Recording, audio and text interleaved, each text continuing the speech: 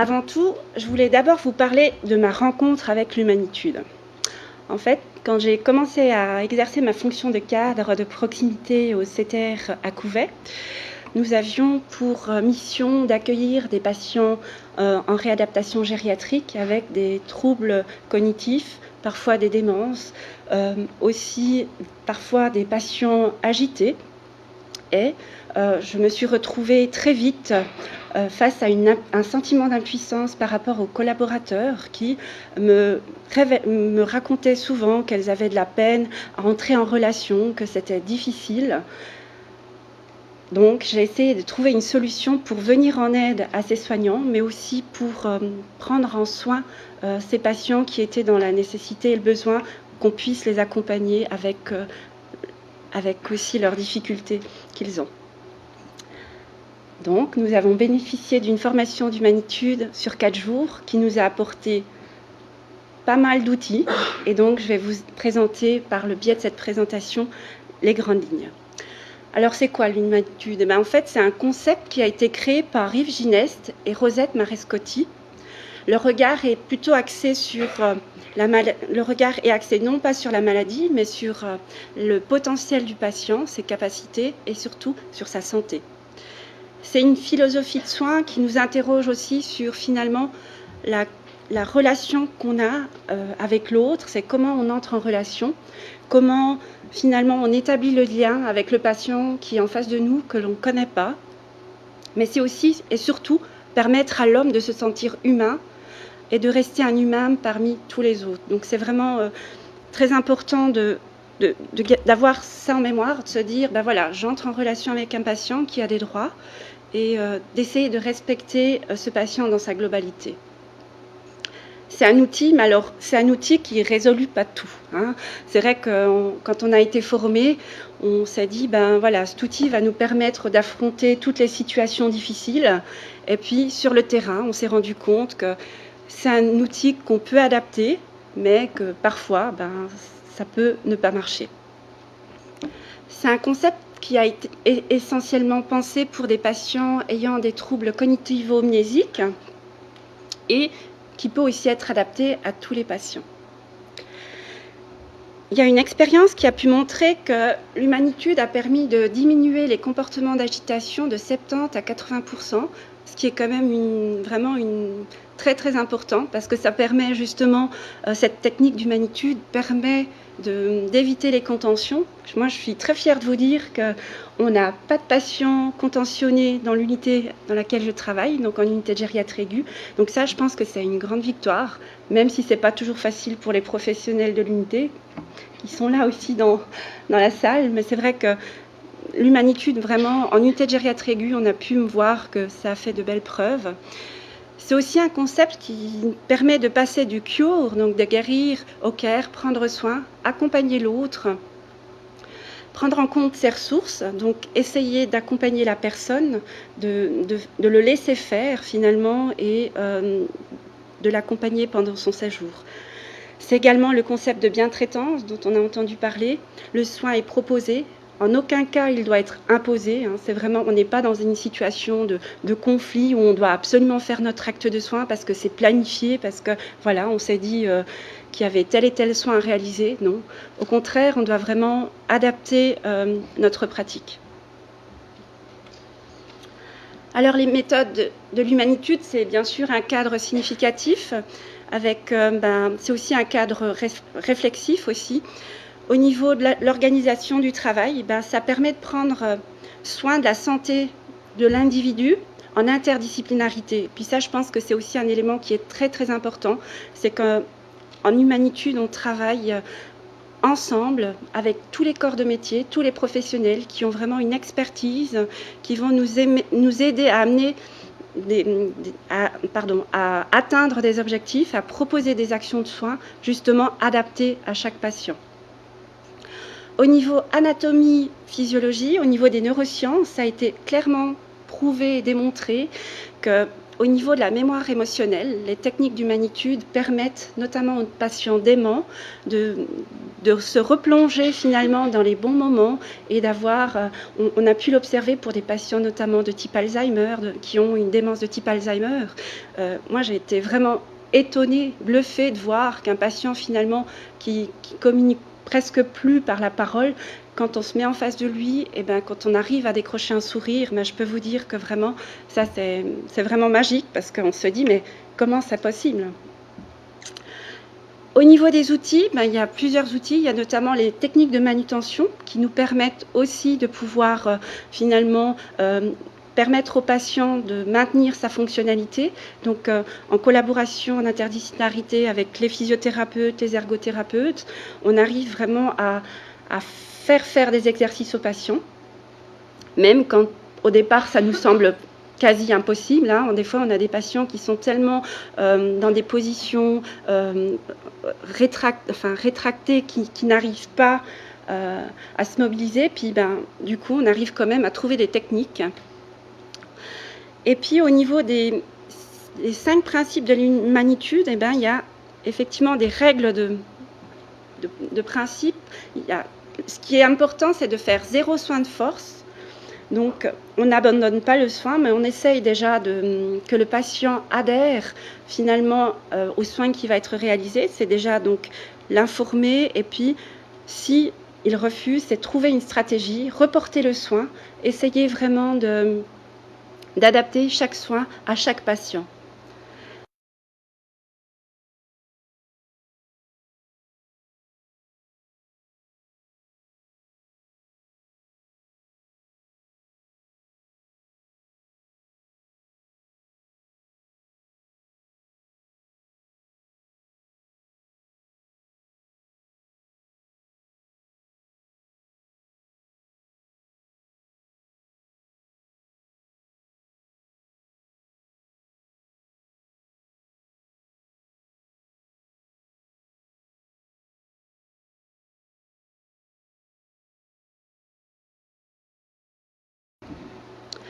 Ouverture de la structure vers l'extérieur, lieu de vie et lieu d'envie. L'hôpital, c'est pas parce que le patient il est à l'hôpital que finalement tout s'éteint puis qu'il n'y a plus de droit, qu'il n'a plus le droit de lire son petit journal, qu'il n'a plus le droit d'écouter son CD préféré. Je veux dire, on a la chance d'avoir des familles, des proches qui sont vraiment des ressources et auxquelles on doit vraiment, avec qui on peut vraiment travailler, collaborer pour permettre justement d'améliorer le séjour et pour que le séjour du patient à l'hôpital soit vraiment plus agréable.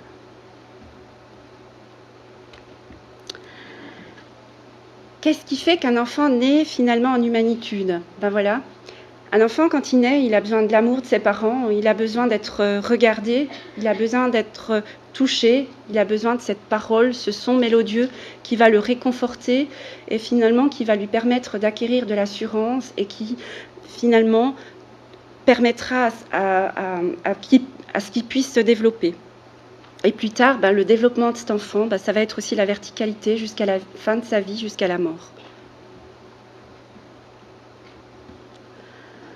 Alors, pourquoi l'humanitude en réadaptation gériatrique ?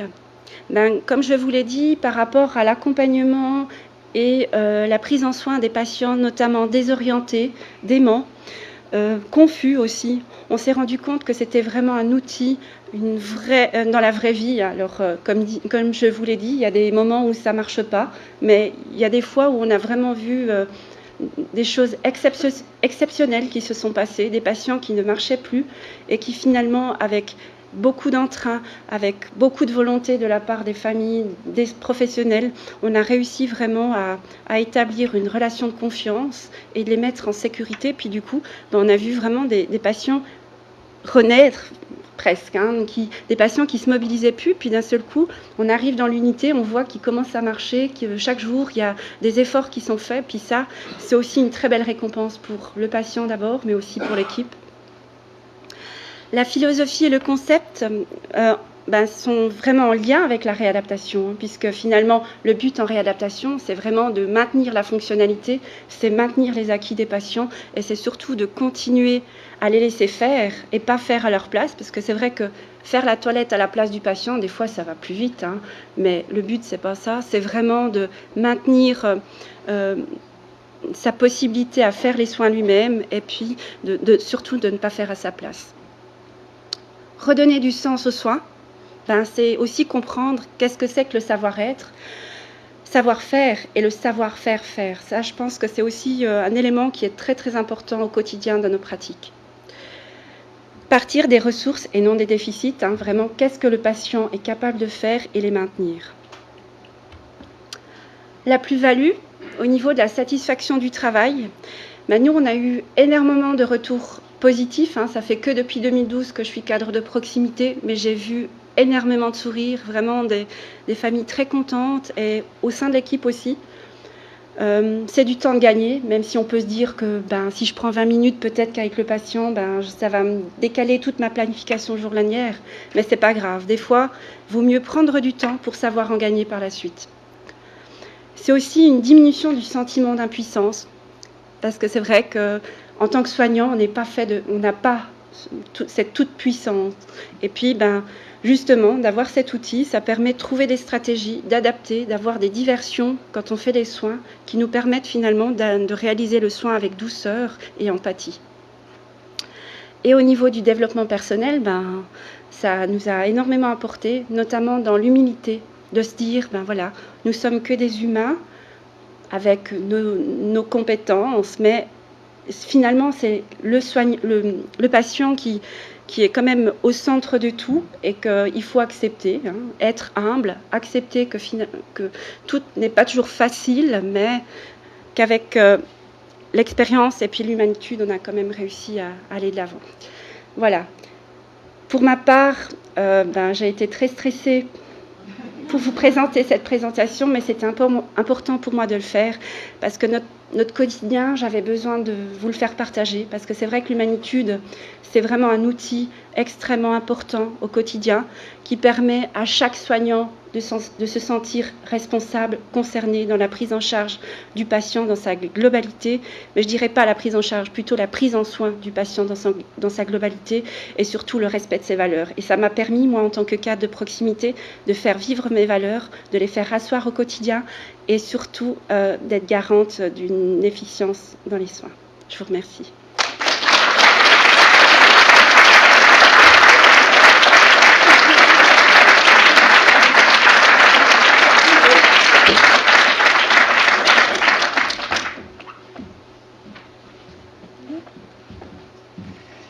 Bonsoir à chacun.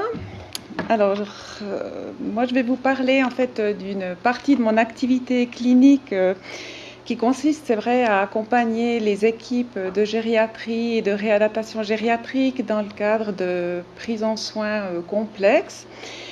Et puis, voilà, je vais vous parler d'une rencontre que j'ai faite cet automne avec un patient, mais surtout avec une personne dans le cadre de mon activité clinique sur le site du Locle en réadaptation gériatrique. Et puis, voilà, en fait, d'abord, je vais vous présenter cette personne. Il s'agit de Monsieur D, qui, lorsque je l'ai connu, a 86 ans, mais il a une longue vie, en fait, derrière lui. À savoir que ce monsieur, en fait, a joui vraiment d'une bonne santé habituelle, jamais hospitalisé. Et en fait, il a développé tout un commerce de teinturerie familiale avec beaucoup d'entrain et puis beaucoup de contacts à gauche, à droite, etc. Voilà, et puis vers 80 ans, des petits troubles de mémoire commencent à apparaître et le souci pour ce patient, enfin cette personne, c'est qu'il a dû redonner son permis de conduire. Et puis, en fin de compte, ça a été un grand coup pour lui, à savoir qu'en fait, ça a énormément réduit son champ d'activité, en fait aussi, ses contacts, ses relations. Et petit à petit, c'est vrai que la déprime s'est un peu installée et voilà, entre guillemets, les troubles de mémoire, la déprime, enfin, c'était plus tout à fait facile pour lui, mais il était quand même assisté, par son épouse à la maison qui suppléait finalement au déficit de Monsieur D. Malheureusement, cette épouse, elle chute en été, et puis elle est hospitalisée rapidement, et puis ben, on prend aussi Monsieur D parce qu'il ne peut pas rester tout seul à la maison. Et puis ben, ça a été l'occasion pour lui en fait d'un bilan gériatrique. Ben, voilà, pour la première fois, il y a eu un nom qui a été posé en fait sur ces troubles, à savoir une maladie neurocognitive dégénérative d'intensité modérée chez une personne possédant en même temps une bonne réserve cognitive. Ça veut dire en fait chez quelqu'un, c'est vrai, de vivant, voilà, avec un bon niveau aussi intellectuel. Donc tout ça, ça parle aussi en faveur d'une bonne évolution. Ensuite, Monsieur D, ben voilà, sa femme s'est rétablie, il est rentré à la maison, tout allait bien, mais malheureusement, il a chuté au début du mois de novembre et il s'est fait une fracture du bassin relativement compliquée qui a nécessité son hospitalisation ici sur le site de Portales. Et en raison de ses troubles de mémoire, il n'a pas pu respecter correctement finalement les consignes orthopédiques qui étaient données par rapport à sa rééducation à la marche. Et la douleur finalement n'a fait que s'empirer, et c'est dans ce contexte-là qu'il a été transféré sur le site du Locle.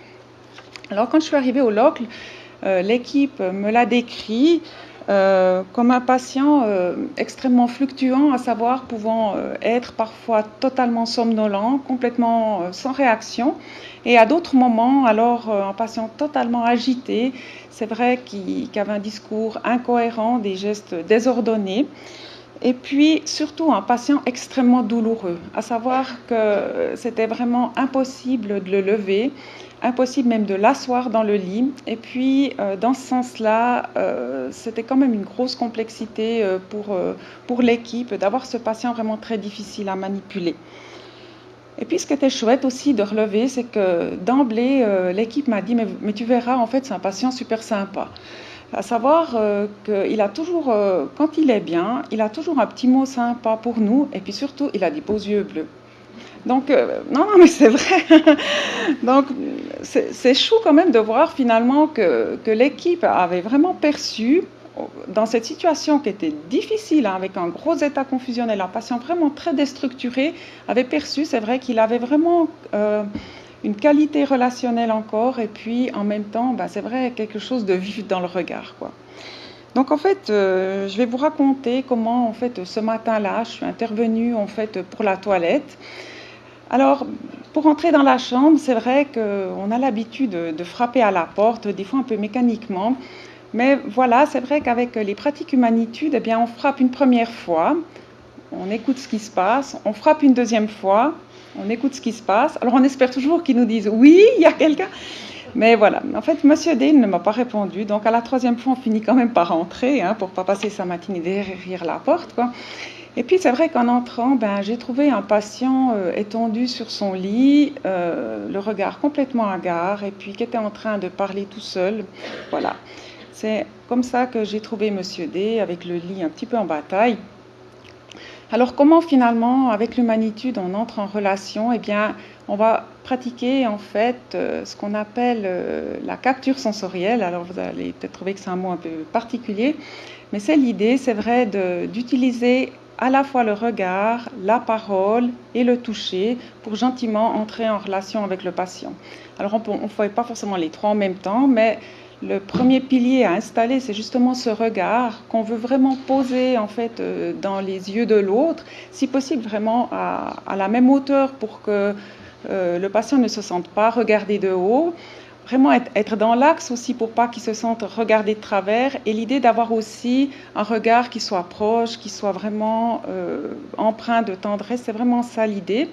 Et en même temps qu'on installe ce regard, eh ben, on va commencer de parler, de se présenter, de dire finalement qui on est. Alors c'est tout simple, moi j'arrive, je dis bonjour, je m'appelle Corinne et puis je suis là pour vous rencontrer ce matin. C'est pas forcément l'idée de dire en fait qu'est-ce que je vais faire, mais juste mon intention, je suis là pour vous rencontrer, je suis là pour passer un moment avec vous. Et puis lorsqu'on sent quand même cette alliance s'établir, et puis Monsieur D était extrêmement réactif à cette alliance par le fait, comme je vous ai dit, c'était quelqu'un qui bossait dans le commerce, donc avait vraiment le sens de l'entre-gens, et il a aimé que j'arrive vers lui et puis que je lui dise mais voilà, je suis là pour vous rencontrer, puis lui me répond bah, moi aussi je suis là pour vous rencontrer. Et puis voilà, c'est comme ça que les choses se passent en humanitude. Arrive alors le moment, c'est vrai, peut-être un petit peu plus délicat de pratiquer le soin, d'entrer justement dans ce faire. Et la toilette va être vraiment le moment, pas seulement de l'hygiène, mais l'idée d'un moment le plus confortable possible. Puis là, j'ai bien senti que toute seule, en fait, je m'en sortirais pas. Et puis, on a vraiment aussi cette habitude en humanitude de travailler à deux, c'est-à-dire ce qu'on appelle le soignant maître, hein, qui va prendre le lead vraiment de la relation, qui va en fait s'engager pour être vraiment dans ce qu'on appelle ce rebouclage sensoriel, c'est-à-dire de toujours finalement stimuler les sens du patient en restant dans son regard ou alors en lui parlant ou en étant dans le toucher, mais en fait de ne jamais l'abandonner avec l'idée que le soignant est juste là pour le laver et puis que relationnellement il ne se passe plus rien. Donc en fait moi j'ai passé pratiquement 1 heure à juste être à la tête du patient, à lui caresser vraiment le haut du dos pendant que ma collègue en fait faisait finalement les soins les plus douloureux et notamment au niveau lorsqu'il fallait le basculer sur le côté, c'était quelque chose d'extrêmement douloureux. Le fait de pouvoir vraiment rester vers lui, de chaque fois lui dire on va vous tourner gentiment, vous inquiétez pas, je suis là. Puis aussi d'utiliser toujours des mots positifs, hein, du style ça va pas lui dire ça va pas vous faire mal, mais lui dire ça va être le plus confortable possible. C'est toute une approche qui permet finalement d'arriver à ces manipulations sans trop de difficultés. Savoir aussi qu'à un moment donné, dans cette chambre, il a regardé le store, puis il m'a dit, vous avez vu, il y a des petits écureuils qui se promènent sur le store. Alors quand on le dit comme ça paraît chou, parce que les écureuils c'est chou, hein, mais en fait lui-même c'était vraiment une grosse source d'angoisse en fait quand il a dit ça, dans le sens où il avait vraiment l'impression que ces animaux étaient là dans cette chambre alors qu'il n'y avait rien à faire. En plus il y avait un magnifique, enfin ces chambres qui donnent plein sud donnaient vraiment un gros contre-jour, hein, donc il y avait vraiment un mélange entre ses perceptions, le soleil du matin, etc. Et puis là, je me suis dit, mais quelque part, s'il me parle des écureuils, c'est que ça a certainement du sens pour lui et que ça appelle finalement à son vécu. Et là, je lui ai dit, mais vous me parlez des écureuils, mais vous vous baladiez dans la forêt avant ou... Puis là, c'est vrai qu'il m'a dit qu'il était grand champignonneur et puis que la forêt, c'était vraiment quelque chose qu'il connaissait bien. Et puis d'un seul coup, les écureuils sont partis. Dans la relation en tout cas, et puis on a pu vraiment avoir un échange d'1 ou 2 minutes sur un thème qui le remettait vraiment complètement dans la réalité. Et puis c'est ça aussi l'humanitude, c'est finalement rebondir sur ce que le patient vous tend comme perche, de ce qu'il vous dit qu'il est, de ses ressources, pour quelque part le reprendre avec vous dans la réalité, et puis lever aussi l'angoisse que génèrent ces troubles de perception. Voilà, alors la toilette ou le moment de soin se termine toujours par ce qu'on appelle en fait la consolidation émotionnelle. C'est un retour que l'on fait au patient pour lui dire qu'est-ce qu'on a vécu dans ce moment de soin, comment on s'y est senti, pouvoir aussi lui dire le plaisir qu'on a pu ressentir, dans l'idée aussi de créer vraiment une mémoire du soin qui soit positive pour déjà préparer le terrain pour le soin suivant, pour qu'en fait vraiment cette mémoire soit imprégnée en fait d'un climat de bien-être. Alors là, j'ai pu vraiment me réjouir avec Monsieur D, c'est vrai, de cette belle rencontre, voilà, de lui dire j'ai eu du plaisir d'être avec vous, et puis voilà, forcément le feedback réciproque arrive, et on est vraiment dans un cercle vertueux où quelque part le plaisir du patient rebondit sur le plaisir du soignant, et puis vous m'avez comprise, quoi. Au final, Monsieur D a vécu un séjour de plusieurs semaines sur l'hôpital du Loc. Il a été pris en soin avec énormément d'engagement et de courage par toute l'équipe interdisciplinaire que je salue vraiment, parce que vraiment ça a été beaucoup de fluctuations, beaucoup de phases, d'alternance de phases, pour finalement aboutir à vraiment une belle victoire pour toute l'équipe, à savoir un patient qui est ressorti dans une capacité de pouvoir se remobiliser. Au niveau de la confusion, il était possible d'avoir un échange avec lui, voilà. Et j'étais très touchée hier matin quand j'en parlais avec l'équipe de voir que L'infirmier chef de l'unité était très touché au moment du départ du patient par le fait que le départ a dû se passer de manière brutale et que les au revoir n'ont pas pu se faire, entre guillemets, en humanitude. Comme quoi, finalement, voilà, et ça, c'est vrai, pour moi, c'était vraiment la preuve que je ne venais pas vous parler juste d'un truc un petit peu éthéré, mais que dans la réalité de l'équipe, eh ben, il y avait eu vraiment cet attachement à ce patient et puis qu'il avait été considéré comme une personne. Voilà, donc je crois que je vais m'arrêter là. Je dirais juste encore une petite chose. C'est très important aussi, je pense, qu'on apprenne aux équipes à se bien traiter aussi elles-mêmes. On peut être maltraitant en faisant de l'humanitude, en faisant un diktat, quelque chose de très strict. C'est très difficile d'être toujours dans l'humanitude. C'est difficile parce que c'est exigeant, parce que c'est au quotidien, parce que ça demande... Voilà, d'être présent 24 heures sur 24 quand on est fatigué, à la fin des veilles, quand il y a tout qui déménage dans le service. Donc moi je comprends tout à fait que c'est pas possible tout le temps. Et puis vraiment cette bientraitance, il faut que les patients, les soignants aussi apprennent à se l'accorder les uns aux autres. Voilà.